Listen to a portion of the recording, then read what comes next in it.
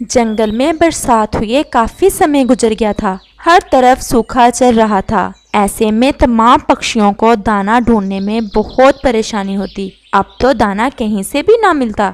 सब पक्षियों का भूख से बुरा हाल था। रानो चिड़िया भी बहुत परेशान अपने घर में बैठी थी। इसके पास सिर्फ 2 दाने ही चनों के थे। वो उन्हें खाने ही वाली थी कि उसके दरवाजे पर किसी ने दस्तक दी। कौन कौन है?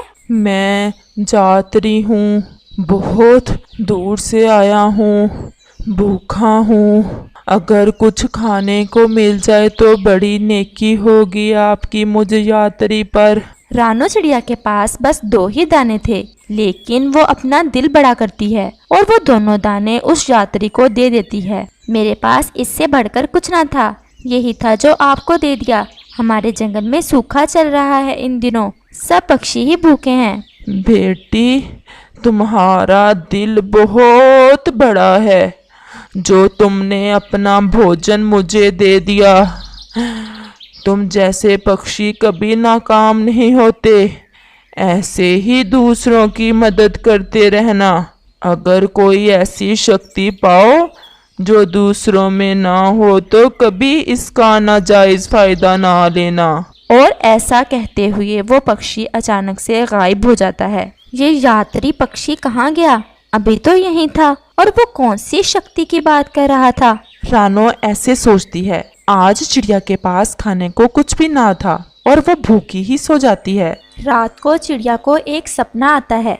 बेटी, मैंने तुम्हारी परीक्षा ली थी, तुमने अपना भोजन मुझे दे दिया।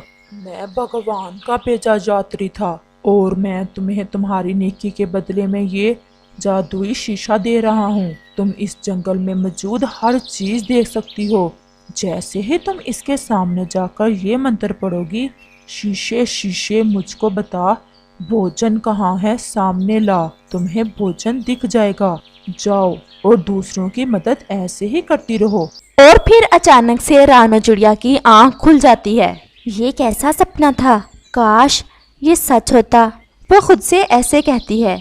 और फिर अचानक से उसकी नज़र सामने बड़े शीशे पर पड़ती है जो पहले तो उसके घर में ना था। वो जल्दी से इस शीशे के पास जाती है। ये कैसा चमत्कार है? ये शीशा तो वही है जो मैंने सपने में देखा।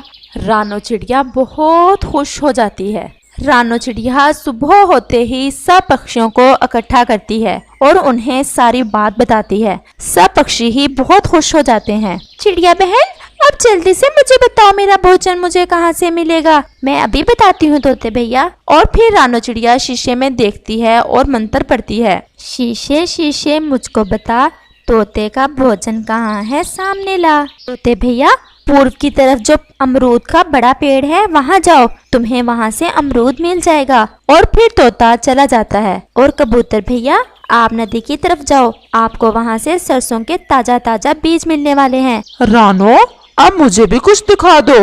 हाँ हाँ कव्वे भैया, मैं आपके लिए भी देखती हूँ। और फिर चिड़िया कव्वे का भोजन भी शीशे में देखती है। कव्वे भैया, आप पहाड़ों की तरफ जाओ, वहाँ से आपको चावल मिलेंगे, लेकिन ज्यादा लालच ना करना, बस आज के लिए ही लाना, कल की चिंता ना करना। कल हम फिर से शीशे में देखकर अपना भोजन ले आएंगे।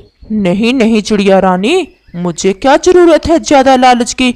इतना थोड़ा है, भूख से मर रहे थे और खाने को कुछ मिल गया। और फिर ऐसा कहते हुए कालू कौवा वहाँ से चला जाता है। और फिर रानो सब पक्षियों को बारी बारी भोजन के बारे में बता देती है कि किसको कहाँ से उसका मनपसंद भोजन मिलेगा। सब पक्षी ही बहुत खुश थे। और फिर ऐसे ही दिन और रात गुजरते गए और कोई भी पक्षी अब भूखा ना सोता। जंगल में सबसे अक्लमंद मैं, बड़ा मैं, ताकतवर मैं, और ये शक्ति आई भी तो रानो चिड़िया के पास। अगर वो शीशा मेरे पास आ जाए तो कितना मजा आए। सब पक्षी मेरी गुलामी करें, नौकर बन जाए सब मेरे दाने लेने के लिए। चिड़िया तो पागल है, सब कुछ मुफ्त में बांट रही है। कव्वे के दिमाग में अब शैतानी चल रही थी। उससे ये सब बर्दाश्त नहीं हो रहा था। कव्वा वो शीशा चुराने के उपाय सोचने लगा। हाँ, अब मजा आएगा, मुझे नाटक करना होगा। और फिर ऐसा कहते हुए कालू कौवा रानो चिड़िया के पास चला जाता। रानो चिड़िया, मुझे बहुत भूख लगी हुई है, मर रहा हूँ भूख से। जल्दी से मुझे देखकर बताओ कि मेरा भोजन कहाँ से मिलेगा। हाँ हाँ कव्वे भैया, मैं अभी बताती हूँ आपको। और चिड़िया शीशे के सामने जाकर मंत्र पढ़ती है। शीशे शीशे मुझको बता, कव्वे का भोजन कहाँ है सामने ला। कव्वे भैया, नदी के पास ही एक झाड़ी है, वहाँ एक आलू का पौधा है, आप जाकर वो आलू खा लो। हाँ चिड़िया, मैं जाता हूँ। और कौवा जैसे ही उड़ने लगता है वो नाटक करता है और गिर जाता है। मुझसे उड़ नहीं हो पा रहा, भूख के कारण मैं मर रहा हूँ चिड़िया। मेरा पेट खाली है और दर्द होने लगा है अब तो पेट में। कव्वे भैया, मैं ले आती हूँ वो आलू आपके लिए, आप बस यहीं मेरा इंतजार करें। मैं यूं गई और यूं आई और चिड़िया वहाँ से चली जाती है। मौका अच्छा है और मंत्र भी मैंने सीख लिया है। और फिर कालू कौवा जल्दी से वो शीशा अपनी चोंच में उठाकर वहाँ से भाग जाता है। रानो चिड़िया जैसे ही वापस आती है वहाँ कालू कौवे को ना देखकर परेशान हो जाती है। ये कालू कहाँ गया, इससे तो उड़ भी नहीं हो रहा था। और फिर जैसे ही चिड़िया की नज़र सामने पड़ती है वहाँ तो जादुई शीशा भी नहीं था। ये सब कालू कौवे का ही काम है, मेरा जादुई शीशा चुरा कर ले गया। रानो चिड़िया बाकी पक्षियों को बुलाती है और उन्हें कौवे की सारी बात बताती है। ये कालू कौवा हमेशा कोई ना कोई शैतानी करता है, वो अपने घर ही गया होगा। चलो रानो चिड़िया, हम उसके घर जाते हैं और वापस लेते हैं उससे वो जादुई शीशा।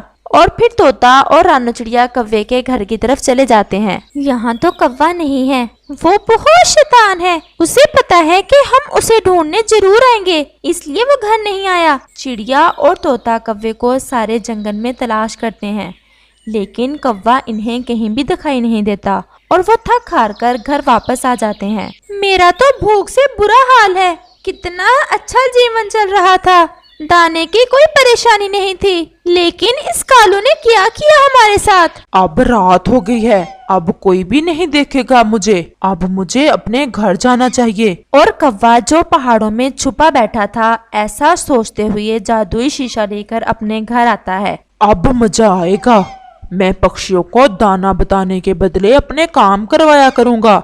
अब तो सब मेरी गुलामी करेंगे, क्यों ना एक दफा मंत्र पढ़कर आजमा लूं। ठीक से याद भी है मंत्र मुझे। और कौवा शीशे के सामने जाकर मंत्र पढ़ता है। शीशे शीशे मुझको बता, कौवे का भोजन कहाँ है सामने ला। लेकिन कालू कौवा ये देखकर डर जाता है। उसे शीशे में एक पेड़ नजर आता है जिस पर कालू कौवे के सर लटक रहे होते हैं। कालू कौवा बहुत डर जाता है और वो बहुत नाराज हो जाता है और वो डर के मारे अपना मुंह दूसरी तरफ कर लेता है। ये जादुई शीशा मुझे डरा क्यों रहा है? शायद मेरे काम इतने अच्छे नहीं, इसलिए ये शीशा मुझे डरा रहा है। और वो सो जाता है। वो जैसे ही सोता है उसे फिर से वही पेड़ नजर आता है। कौवा डर के मारे चीखने लगता है, बचाओ बचाओ, मेरा सर कट गया, मुझे बचाओ। ऐसे ही चीखते चीखते कौवे की रात गुजरती है। सुबह कौवे को तेज बुखार था और वो सारी रात सो नहीं पाया था। रानो चिड़िया, चलो, बुलबुल बता रही है कि कौवा घोंसले में ही सोया हुआ है। हाँ तोते भैया, जल्दी चलो, कहीं वो फिर से ना छुप जाए। और वो दोनों कौवे की तरफ चले जाते हैं। कौवे बेशरम, तुम्हें जरा शर्म ना आई? क्या तुम्हें भोजन का नहीं बताया था रानो चिड़िया ने? फिर क्यों ऐसी शैतानी की तुमने? कौवे भैया, आपकी वजह से सब पक्षी कल से भूखे हैं। रानो चिड़िया, मुझे माफ कर दो और मैं बहुत शर्मिंदा हूँ, और ये जादुई शीशा तुम ले जाओ, मैं तो सारी रात सो नहीं पाया। और फिर ऐसे रानो चिड़िया अपना जादुई शीशा लेकर वहां से चली जाती है।